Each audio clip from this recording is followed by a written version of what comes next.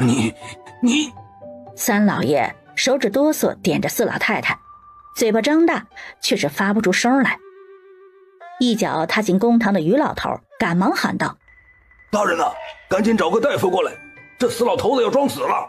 没错呀，这死老头惯会装腔作势，以前就装作身体弱要死不活的样子，没少霍霍府里丫鬟。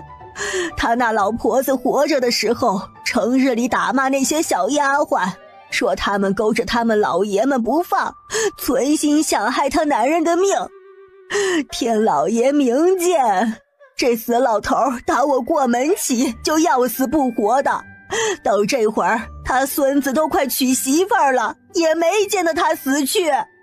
司神，你这是要跟凤县人联手合伙陷害我们家是不是？合伙个屁，老子打死不跟你们河县的人来往，他是他的事儿，老子跟你们的账还没开始算呢。婶子，你有事你先说，我们跟你不是一码事，不着急，等你告完我们再说我们的冤屈。于文斌扶着呼呼喘粗气，人都快站不住的三老爷，目光阴狠掠过于老头三人。爹，那老头是不是要死啦？于文斌攥紧拳头，牙齿咬得咯咯作响。大人，他瞪我。有事你冲大人来，吓唬小孩干啥？对，这老东西生下的坏种，从头到脚全是烂的，自己做了坏事儿，反倒逼着自家婆娘去顶锅罪。于文斌，你等着，你害死自己婆娘，你儿子已经大了，你杀了你儿子女儿的亲娘，那俩小兔崽子心里指定恨死你了。你睡觉可得睁只眼睛，你儿子就学你，一根绳子套你脖子上，累死你个王八蛋。杀母之仇不共戴天，是英雄便忍不了这口恶气。大人，这里可是公堂，他一家带个小孩过来扰乱公堂，大人不做惩罚吗？肃静！赵连州，你带孩子上公堂是想作甚？自然是因为我们家是苦主，我闺女也是苦主，要告这害人的元凶，苦主上公堂不应该吗？他一个3岁小孩算哪门子的苦主？首先，我不是3岁小儿，我4岁了。其次，小孩就不能有委屈了。别家孩子打了我，我能找爹娘。遇上你这样的坏人，又是有钱有势的大坏蛋，我当然是要找一线父母官了。杨大人，我说的对吧？既是苦主，便不分大人小孩。气不死你！那你且说，我于家到底哪里对不住你们了？不着急，都说了让这位婶子先。大人，我老婆子没别的要求，就想要他们一命还一命，给我儿子孙子陪葬呢。杨大人命书吏将四老太太所说的记录下来，接着问赵连州：赵生，你与于家有何恩怨？大人，小民要状告河县于家勾结匪贼，谋害村民，企图掳我妻儿，放火屠村的恶行。你胡说！草民可不是那胡说八道之人。大人且看看，这桩桩件件不但有人证物证，动机缘由都一清二楚。大人，我先说个话，之前他们害我们家的时候，就说是他媳妇儿干的坏事儿，瞎人干的坏事儿，这回估计又得找人背锅了。大人，你长得这么好看，可不能跟以前那个大人一样，稀里糊涂的就让人背锅完事了。放心，本官一定秉公处理，绝不冤枉一个好人，也绝不会放过一个坏人。那大人你可得给我做主，他找的那帮匪贼进村，吓跑了我6只兔子，踩死了8只小鸡仔，那都是我养的，有4只兔子肚子里还有崽了呢。还有，他们吓到了我5哥和小景，还有村口几个小娃娃，这事儿不能不赔吧？还有……停！小姑娘，让你父亲说行不行？七宝张着小嘴，怎么这样啊？他的委屈还没说完呢。8月22夜里，以朱大志为首的悍匪共计23人，冲进了我们老家盘龙村，身上携带各种武器，企图掳走村里女子财物等，而后纵火屠村，制造灾民来的假象。而此事皆是由于文斌所指使，赵麻子联络，找到朱大志等人行事。若非我等因邻村遭流民袭击，自发组织人手巡防，怕是难逃屠村的厄运。杨大人脸色渐渐变了。大人，此人所言简直荒谬。大水之后，我家也受灾不小，家中子弟受伤好些，处理家中事都来不及，怎会还有空去害人？哼，你可不就打着这个忙碌节骨眼上，无人注意才好偷袭的主意吗？得亏我们村有人巡防，否则不就让你得手了？赵生，你说的这些人证物证可都带来了？回大人，朱大志等人就关押在凤县衙门。今日陈捕头将人也带到了和县县城，随时等待传唤。至于物证，等人证俱齐，物证自然也会拿出来的。去，将凤县捕头请进来。和县捕头领命出去，将早已等候在衙门外的陈捕头给请进了公堂。杨大人看了朱大志好几眼，才下士问道：“这是朱大志？”“小的朱大志，见过大人。”杨大人看他这般模样，和传说中的那个悍匪是半点都联系不起来，简直以为自己搞错了人。8月22夜晚，你带人进村是想作甚？小的本是被官府通缉的凶犯，大水过后，日子越发难过，便四处寻摸，想找个发财的活计。赵麻子找到小的，说盘龙村受灾最小，且余家娘子生得漂亮，是将全村人都杀了，尸体扔进河里，再装作流民入村抢占房屋，压根儿没人知道村子里的事。可谁知杨大人看他那痛哭流涕的模样，想不通这个悍匪的脑回路。不就是没得手吗？至于哭成这样子？赵麻子，小的在。于文斌瞪大眼，这是赵麻子？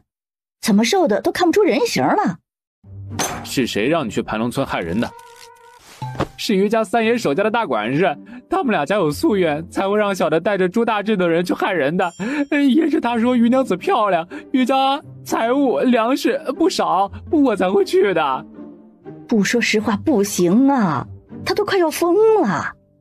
天天晚上那红衣女鬼都会来找他，问他要不要和他成亲，要不要去他家里坐坐，真的是太恐怖了。大人，此事牵扯家谱，草民需要问问才晓得。我就猜到你会这么说。然后就是刁奴欺骗主子，我压根不晓得这事儿。再就是背地里拿奴仆家人威胁，你要是不认罪，我就杀了你孙儿，卖了你闺女之类的。最后刁奴认罪，你装作无辜扮可怜，说不得还要哭一场。哼，这套路我熟得很。大人，这里是公堂，是公堂啊，岂能让小儿胡闹？七宝，不得扰乱公堂秩序。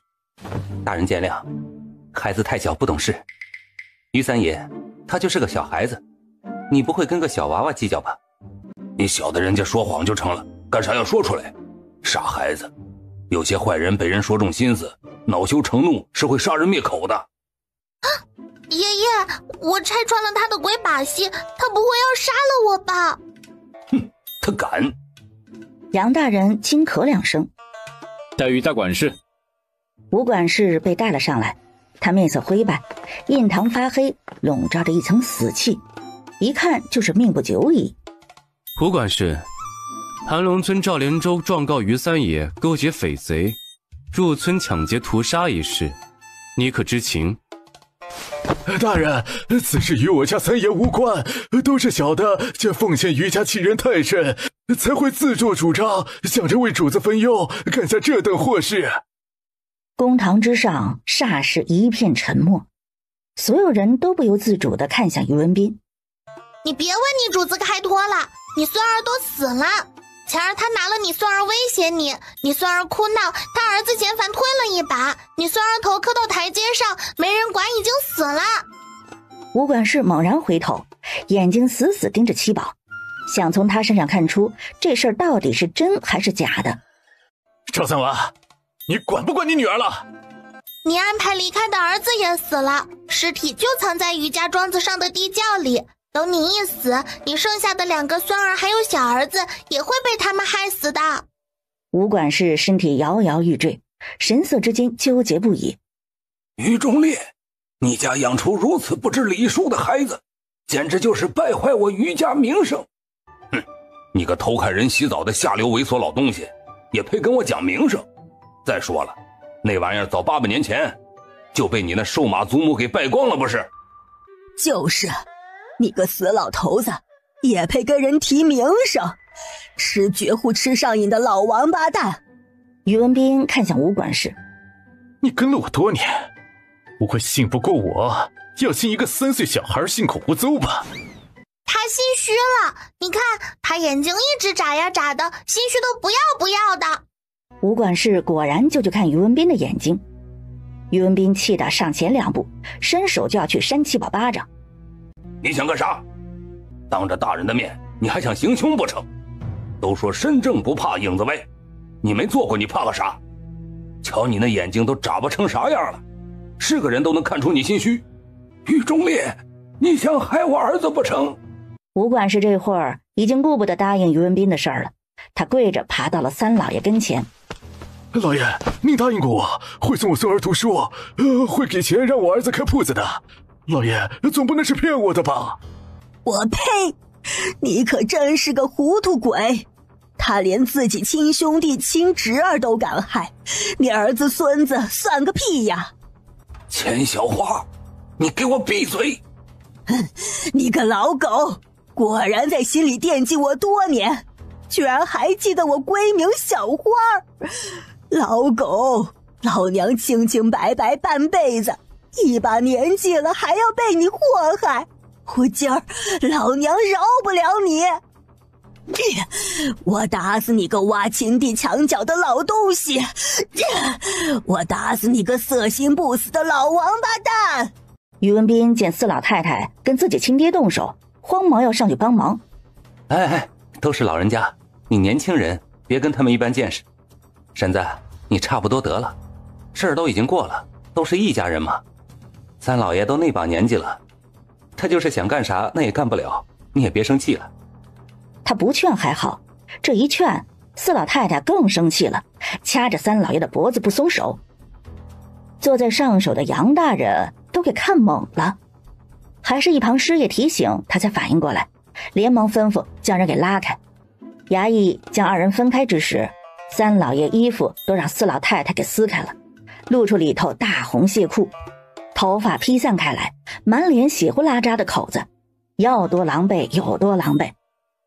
他勉强起身，觉得身下似乎凉飕飕的，低头一看，就看到自己的大红蟹裤，双眼一闭，人就往后倒了下去。爹！杨大人正要吩咐人去找郎中，让开，让我来，我跟我二哥学过医，能让他醒来。于文斌想要斥骂的话还没出口，七宝手中银光一闪，一根银针扎进了三老爷的指尖，十指连心，疼得三老爷嗷的一嗓子就叫了出来。七宝一脸得意的冲他爹扬眉：我厉害吧？肃静！林大，你去余家庄子上看看地窖里是否真有尸体。他说完又看向七宝：余家地窖有尸体这事你是怎么知道的？我在馆子里吃面，听到旁边有2个人说话，他们说吴管事就是个蠢货，儿子孙子都被人给害死了，还傻不愣登替人顶罪，还说他儿子脚上有6个指头，所以他们丢尸体的时候只看那掉了鞋子的大脚，就晓得人是吴管事的儿子。吴管事身子一软，整个人就倒了下去。这会儿不用七宝自己过去，杨大人赶忙道：小丫头，给他也来一架。正愁学无施展之地的七宝麻溜的跑过去，照着吴管事人中下了针。三爷，你明明都说好了，只要我扛下所有罪名，您就放过我儿孙，我都照着你吩咐去做了，你为何还要害我儿子？我知道为啥，因为只有死人的嘴巴才是最严实的。对不住啊，大人，小孩子听说书先生讲故事入迷了。杨大人扶额，这家是怎么养孩子的？能把这小姑娘养得如此天真活泼不怕事儿。你给我闭嘴！你吼个屁呀！我孙女我乐意惯着，你做了坏事还不让人说了是不是？三老爷瞪着于老头祖孙俩，一口老血堵在了心口，吐不出咽不下，憋得叫人难受。于家庄子在城外，去查看尸体一时半会儿回不来。杨大人只得宣布将武管事先收押，待林捕头等人回来之后再重新升堂。赵哥，私下说两句可否？如今正是两家闹官司的时候，杨大人过来私下与我说话，就不怕瓜田李下，到时候叫人闲话？叔叔给你带了些吃的，你看看可还喜欢？七宝咬着手指看向他爷爷。大人，这不合适吧？杨福森笑了笑，没再说这事儿。方才林大已经带人回来了，在于家庄子地窖里确实找到了尸体。七宝，你真是听人家说起这事的？七宝扭头不看他，他是好孩子，不能老撒谎。大人说笑了不是？这要不是真的，地窖里就不会有尸体了。倒是大人应对牢房严加看守，否则我怕有人会对武管事不利。这是必然。我去取些吃食上来。七宝爹，你陪大人说说话。杨福森目送于老头抱着七宝出去，顺手还给带上了门。赵兄与岳丈关系亲近，倒比许多亲生父子还要好。这是自然，毕竟我岳父对我有救命之恩，不是生父胜似亲父。两人不咸不淡地说着话，杨福森突然开口问道：赵兄可认得平阳侯府的三公子韩彻？杨大人，你难道没看关于我的户籍卷宗？我就是个乡下小子，承蒙岳家老爷子厚爱，才能读书识字考功名。长这么大，最远就去过益州府城，如何认识平阳侯府三公子那样的人物啊？我少时见过那位三公子，很是风神俊朗的人物，说来与赵兄竟有几分相似。今日在公堂之上，还误以为是那位过来了。大千世界本就无奇不有，偶有两个面容相似之人，也不是什么奇怪的事。可惜啊，我家还真没有这般显赫的亲戚，否则何至于被人欺负到这种地步？听说赵兄学问极好，想必不久将来必然能够重振家业。见你吉言，希望这一日早日到来。爹，你觉不觉得杨大人似乎有意偏帮他们家？你都查清楚了，这个杨大人真没啥背景。确实没查出有什么背景。既然没背景，你便去找你大哥，让他想法子把这人给弄走。他不走，我们家很难安稳度日。哎，倒也不用如此，明年开春他极有可能就会调走。明年开春？你不做安排，就这么干等着？离开春还有小半年的光景，就这么1-2个月都出多少事儿了？你还敢将所有事压在一个等字上头？于文斌不敢再刺激老爹，急忙起身要去找于文海。对了，那死老婆子呢？那会儿您身子不舒服，儿子没能顾得上他，估计是回了家里。哎，我这就过去看看啊。想不到那死老婆子如今倒是学聪明了，你把她叫到你二伯娘院里去，让她给敲打敲打。都姓着一个于，我们不好，他们二房能落着好。司老太太这会儿可不在四房院里，她已经出了城。妈，咱不回家了吗？不回了。乖孙儿，你记住，那已经不是咱的家了。你爹没了，你叔也没了，咱没家了呀。这些都是于中府、于文海、于文斌那几个王八蛋给害的。乖孙儿，你得记住这几个人呢。奶，我记住了。爹，那老太太带着孙儿走了。你这傻孩子，不会昨晚一直在城门口守着吧？哪能呢？我昨儿是去了于家庄子上，借住在一个老农家里。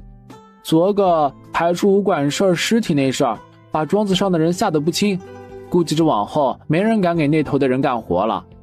当七宝推算出武管事的儿子遇害之事，赵连洲就让大郎提前一步过去，以猎户人家小子之名借住在村民家里。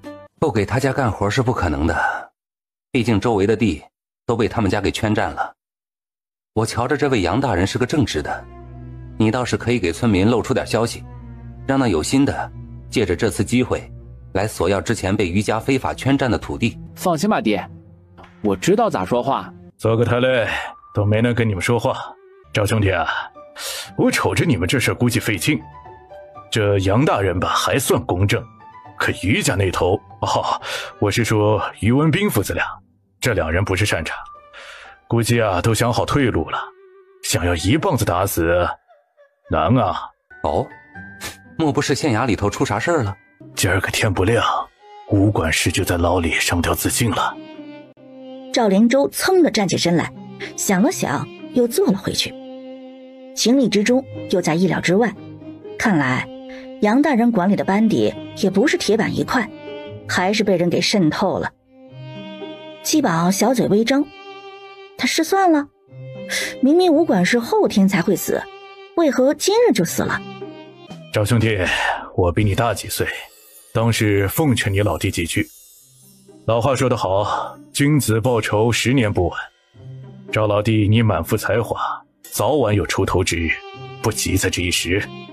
陈哥说得对，善恶有报，只是时候未到。他可不会等什么10年，能光明正大送进牢里，那就以律法办事，律法办不了的，那就以别的手段来。杀人，哼，又不是没杀过。吴叔，昨个夜里睡得不好吗？怎么看着有些憔悴了啊？可不是睡不好吗？一晚上都在担心你爹是不是已经死了，别睡过头赶不上你爹发丧了。你爹咋没过来？不会真是亏心事做多了死翘翘了吧？老五说，咱本就是一家人，何必弄成这样，叫人看着难看？谁跟你一家人呢？我家可没那瘦马出身的祖宗，更没劫人气运，阴损缺德到家的后辈。杨大人拍着桌子示意众人安静。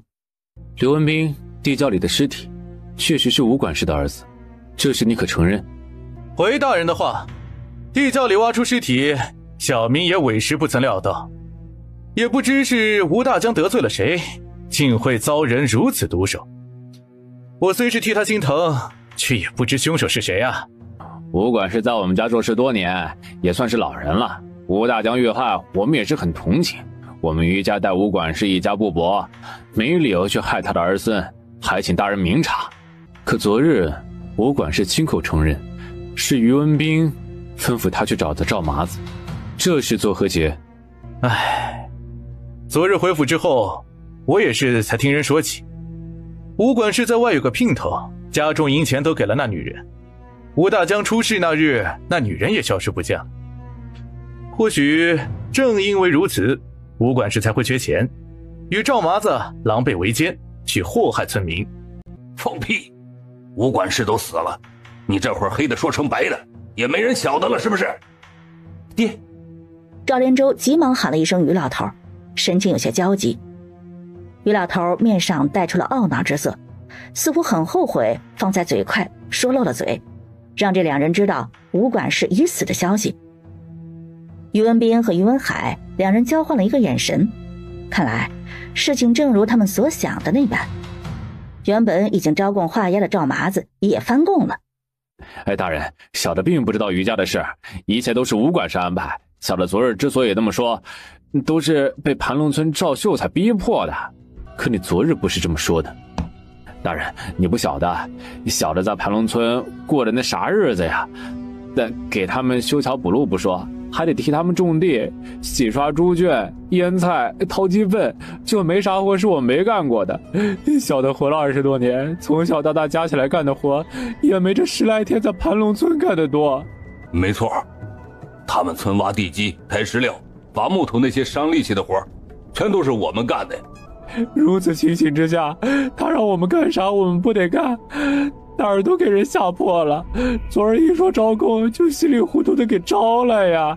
赵舅，你也是读书人，当晓得上天有好生之德。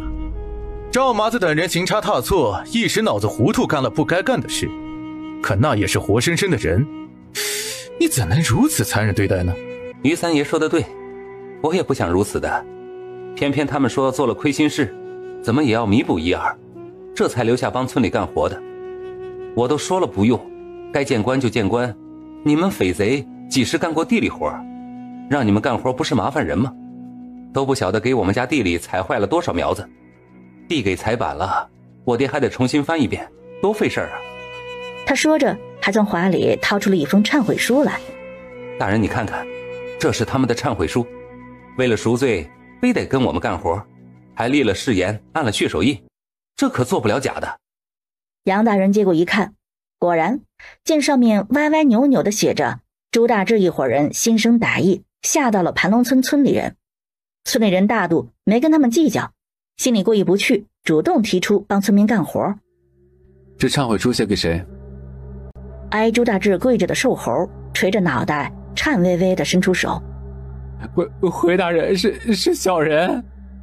赵麻子没想到赵连洲手上居然还有这个，当初让他们按手印儿，只说上面写的是他们的罪行，压根儿没说是啥忏悔书啊。他这群蠢货居然还给人写了忏悔书，搞得要拿赵连洲这个读书人虐待人的由头都站不住脚。嘿，杨大人，此事说来也简单，就是那武管事私下与赵麻子合谋，勾结朱大志打劫盘龙村，给我们家确实没有关系。事儿即使说清楚了，我们也该回去了。不急，还有个人证没上场呢。云文海心头一咯噔，武管事都死了，还有谁是证人？带人证上场。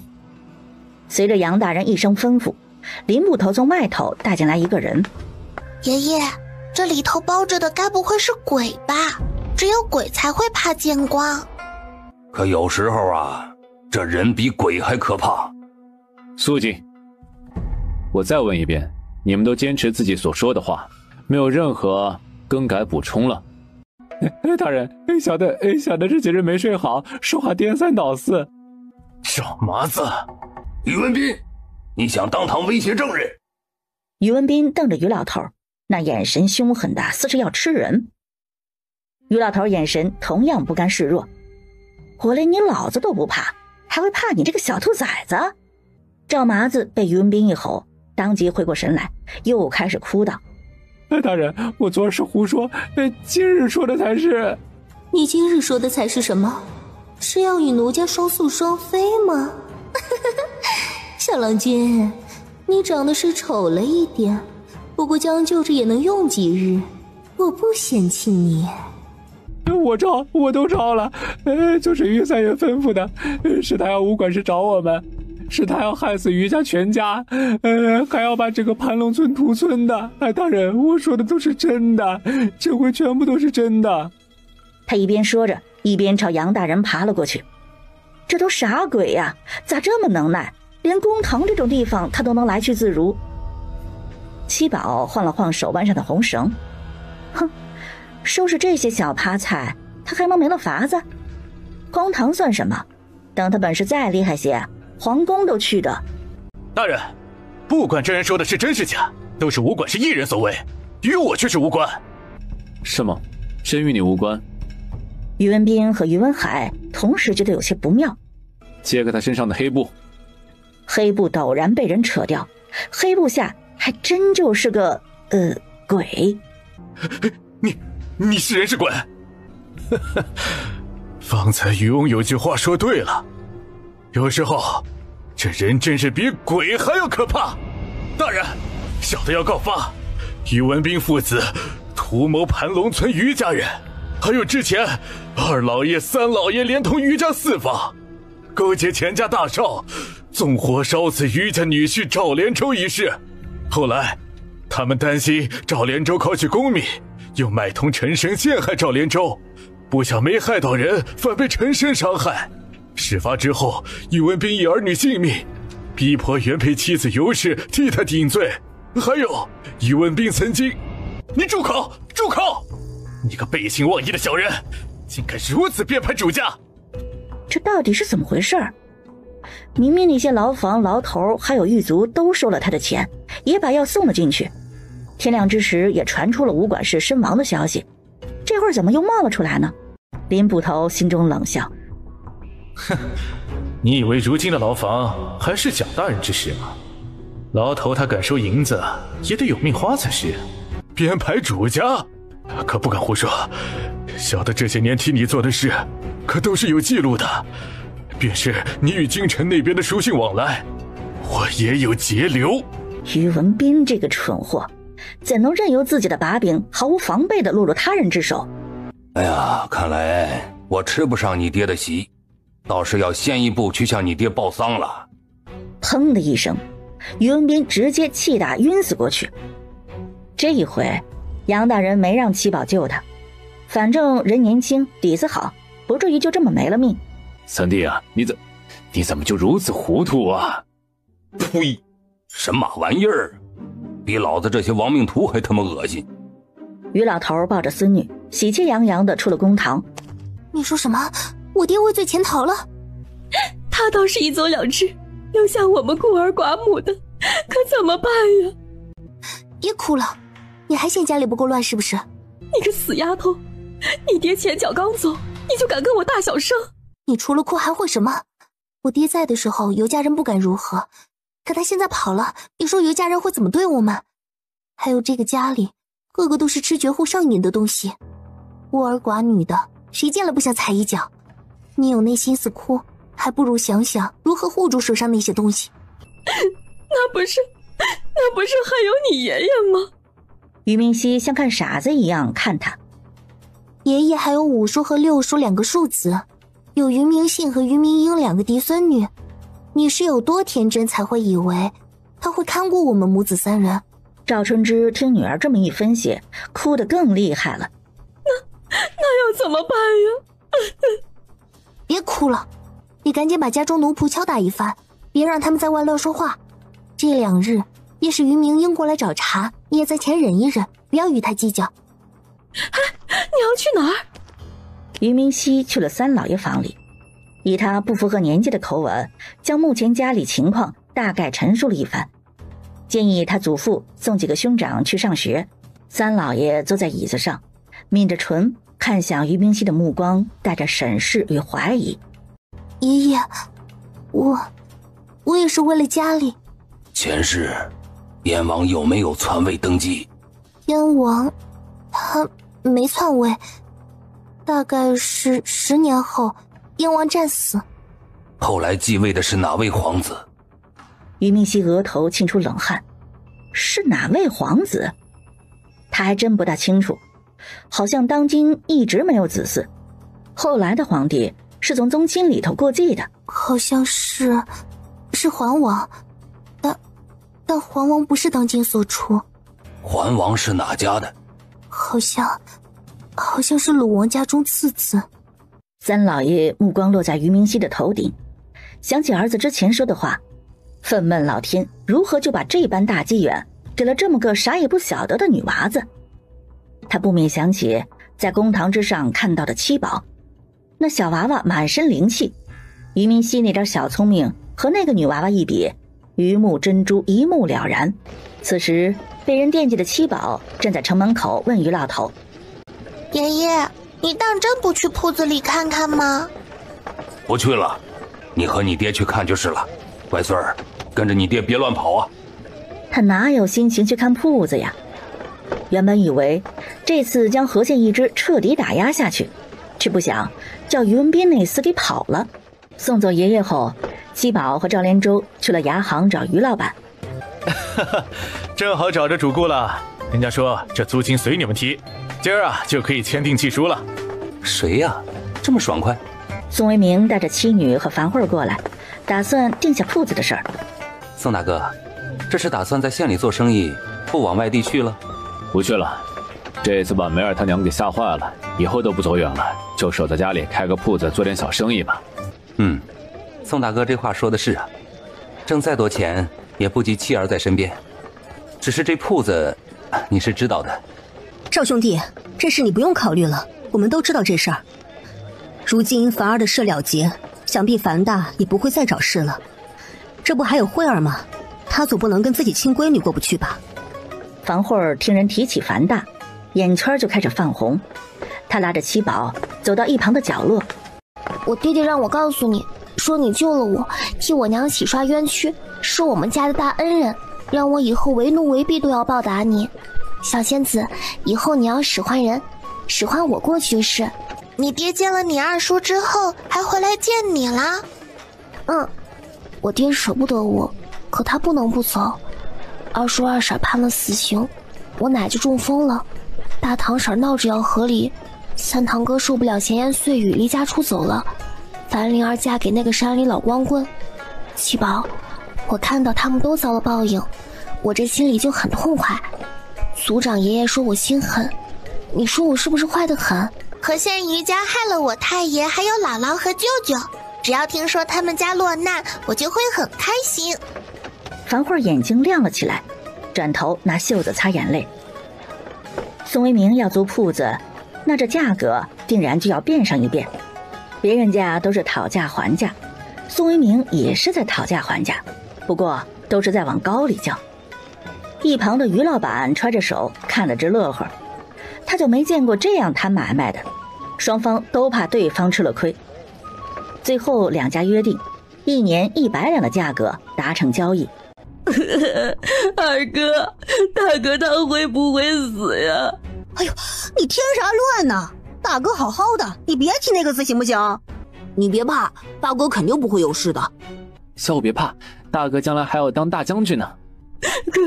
可是大哥你流了好多血。于二郎拿剪子剪开衣服，就见胸口处似是有个大窟窿，正不停地冒着血。七宝鼻子一酸就想哭，强忍着难过，假意从口袋里掏了掏。二哥，用这个止血效果好。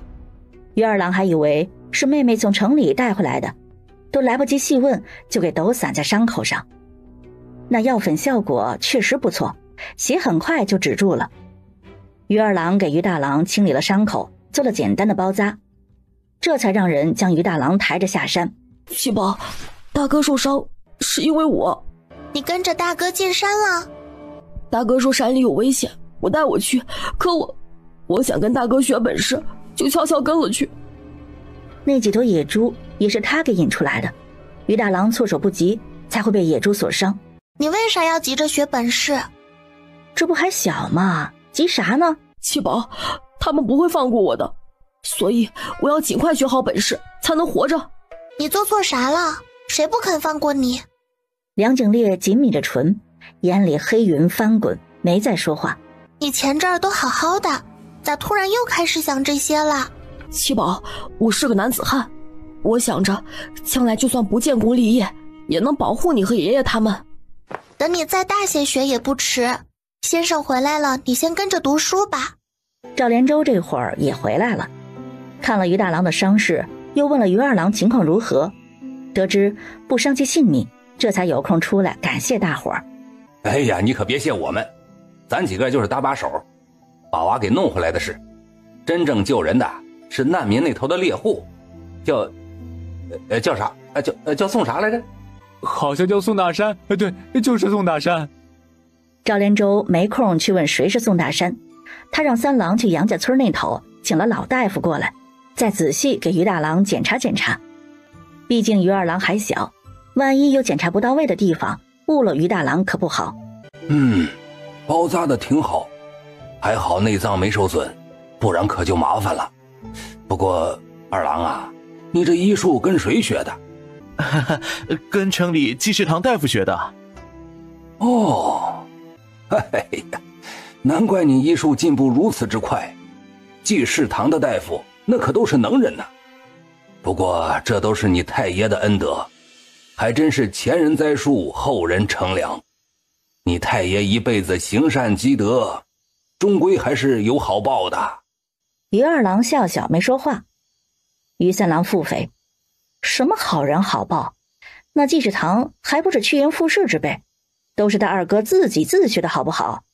赵连洲安顿好家里，这才带着礼物去难民那边。你们是？今日在山上，得亏大哥救了我家大郎，赵某感激不尽。那小子是你大啊？你大儿都快跟你一样高了，可你还这么年轻，你都怎么保养的？赵连洲被一个11、12岁的小姑娘这么盯着问话，颇有些不好意思。杨子，我就说嘛。赵兄弟见谅，我这闺女她……话还没说完，就见宋苗儿像是发现了什么好东西一般。哇，好可爱！那是我妹妹，你快放下。走，我带你去看我爹给我新做的秋千。两个大人还没有反应过来，梁景烈都来不及冲过去，宋苗儿一个后退俯冲，蹬着秋千就荡到了半空中。苗儿，别吓到小……姐姐，再高点儿！好嘞。好吧，这也是个胆儿大的。梁景烈后退2步，迎着秋日阳光，眯眼看飞扬的两个女孩子。可恨她太小了，要不然她就带七宝飞了。宋哥看来是个练家子。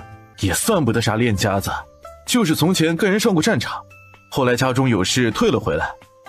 哎，回来时爹娘都不在了，要养媳妇闺女，就去给镖局卖命，走镖风餐露宿的，很是辛苦。娃他娘就不愿意跟我在外头跑，这不就回山里讨生活了。想不到宋哥也是个经历丰富的。哎，别提了，到处混日子，也没给闺女置办点有用的，要不然也不至于一场大水过来啥也没有。两人寒暄着说了几句话，七宝也跟着宋苗儿疯够了，赵连洲才告别了宋家妇女，带着两个孩子回家去。苗儿姐，回头来我家玩啊！好。城里买了3家铺子，这铺子都租出去，家里吃喝嚼用也就不差啥了。今年冬日里，七宝娘就不去码头摆摊了。我也是这么想，家里如今不缺钱，犯不着风里雨里挣的辛苦钱。我就琢磨着呀，找李正把东头那片地给买了，看看隔壁村还有没有要卖地的，咱再买一些。爹，我想着这买地的事不着急，倒是靠东头出伏虎村那边山脚下，不是有块平整草地吗？可那块地靠河边太近，夏日河水上来总是要淹那么几回，别说是种菜啥的，就是种稻子也不行啊，而且全是野草，压根儿除不干净。这样的荒地拿来干啥呀？爹，咱家如今不缺钱也不缺粮，缺的便是几个孩子的前程了。门有书院的先生教授，可这武你想过要咋样不？你想让孩子们习武？爹，你说将来这天下局势会变不？你为何突然说起这个？爹，燕王势力太过强大，陛下不可能不忌惮。先帝临终时逼着燕王发誓驻守西北，这早晚一天燕王会回来的。而当今沉迷炼丹之术，信道家仙师，搞得朝堂乌烟瘴气，长此下去，这世道不可能不乱。你有何打算？爹，我想让几个小子习武。可习武不是一句话的事啊，最重要的是咱们是在乡下，这师傅不好寻呢。这师傅人选我已经找好了。哦，哪儿来的？就是难民那边的宋大山，今儿救大郎那个猎户。这猎户能有多大本事啊？让他教孩子靠谱吗？那人是个高手，从前又是上过战场的，还在镖局做过事，身手和阅历都是1等1的。就是带兵打仗，我怀疑他也是有所涉猎的。这样的人放哪儿都是难得的人才呀，他为何会流落到咱们这个小山村，还成了难民？这事儿会不会有蹊跷啊？这也是我忧虑之处，回头我再找双凤沟村民好好打听一番。这要请来做师傅的人必须打听清楚，尤其是人品这块不能出岔子。娘，你不晓得，苗儿姐姐好厉害的，她就那么一蹬，就把我给带飞到半空中啦。你离火远着些啊，别让火给烤黑了。娘，这啥呀？咋这么香呢？于五郎也闻着味儿跑进来，于雪莲拿筷头蘸了一点，给两个孩子各尝了一点。好吃不？好好吃啊！娘，我还想要。这是杨之家送来的蛋黄酱，增鲜提味的，可不能多吃。杨直他啥时候来过？就你去城里那天，他娘特别客气，还非塞我糖，可那糖我不爱吃。他娘还说耽误的功课太多，让杨直冬天里就住书院里，省得来回跑耽误时间。那先生答应了吗？答应了。先生说他天资不错，还上进努力，是个难得的好苗子，对他很是喜欢。哦吼，三哥的黑暗时刻又要来临了。